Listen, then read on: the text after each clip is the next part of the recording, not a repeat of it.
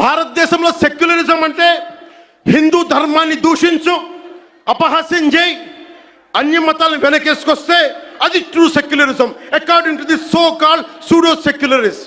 సనాతన ధర్మాన్ని పాటించే వారిపై వైపు నిర్దాక్షిణ్యంగాను, సనాతన ధర్మం పాటించే వారి వైపు చట్టాలు ఎలా పనిచేస్తాయంటే నిర్దాక్షిణ్యంగా పనిచేస్తాయి.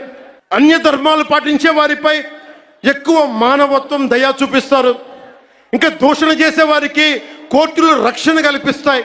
నిన్న తిరుపతిలో రాష్ట్ర ఉప ముఖ్యమంత్రి పవన్ కళ్యాణ్ గారు చాలా ఆవేశపూరితమైనటువంటి రెచ్చగొట్టేటువంటి ధోరణిలో అగ్రెసివ్ అఫెన్స్ ఉపన్యాసం చేశారు. ఆయన ఉప ముఖ్యమంత్రిగా రాజ్యాంగానికి కట్టుబడి పనిచేస్తానని ప్రమాణం చేశారు. రాజ్యాంగం ప్రకారం అన్ని మతాలను సమానంగా చూడాలి. మతాల ప్రస్తావన తీసుకురావడం తప్పు కాదు. నా మతం మీ మతం అని చెప్పిన ఒక ఉప ముఖ్యమంత్రి స్థానంలో ఉన్న ఆయన తనది వేరే మతం మీది వేరే మతం అని చెప్పని ఈ రాష్ట్రంలో ఉన్నటువంటి ప్రజల్ని వేరు చేసి వాళ్ళు తమను గౌరవించకపోతే మేము మీకు పుట్టగతులు ఉండవని వాళ్ళకి హెచ్చరిక చేయటం, ఈ రకంగా మతాల మధ్య కొంపటి విద్వేషాలు రగిల్చేటువంటి ఈ ఉపన్యాసం రాష్ట్ర ప్రయోజనాలకి, రాష్ట్రంలో శాంతి భద్రతలు, సామరస్య వాతావరణం కూడా తీవ్ర భంగం కలుగుతుంది. ఈ విషయంలో తెలుగుదేశం ముఖ్యంగా ముఖ్యమంత్రి వాళ్ళ ఉమ్మడి ప్రభుత్వం ఇది, ఆయన ఉప ముఖ్యమంత్రిగా ఉన్నారు. ముఖ్యమంత్రి గారు కూడా స్పందించాలి, తెలుగుదేశం స్పందించాలి. ఈ రకమైనటువంటి ధోరణితోనే రాబోయే రోజుల్లో పరిపాలన నడుస్తుందా, లేకపోతే రాష్ట్రం మొత్తాన్ని ఐక్యంగా అన్ని కులాలు మతాలని ఒక సామరస్య పూర్వకంగా తీసుకుపోయేదానికి ప్రయత్నం చేస్తారా? బీజేపీ ఆర్ఎస్ఎస్ యొక్క ట్రాప్ లో పడిపోయి ఈ రాష్ట్రాన్ని నిప్పుల గుండంగా మారుస్తా ఉంటే మాత్రం